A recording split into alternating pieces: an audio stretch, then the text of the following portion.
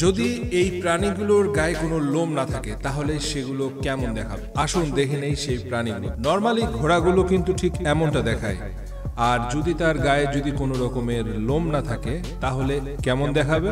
ঠিক এরকম। নেক্সট, কাঠবিড়ালি। কাঠবিড়ালি দেখতে অনেক কিউট, কিন্তু সেই কাঠবিড়ালির গায়ে যদি লোম না থাকে তাহলে সেটা কেমন দেখাবে? দেখে উইদাউট হেয়ার তাকে মনে হচ্ছে ভাইরাস বা কোনো জটিল ব্যাধির গ্রস্ত সে। পেঙ্গুইন তো চুলের সাথে অর্থাৎ গায়ের লোমের সাথে তো অসাধারণ দেখতে, খুবই সুন্দর, আর চুল ছাড়াও অনেকটা কিন্তু কিউটই লাগে।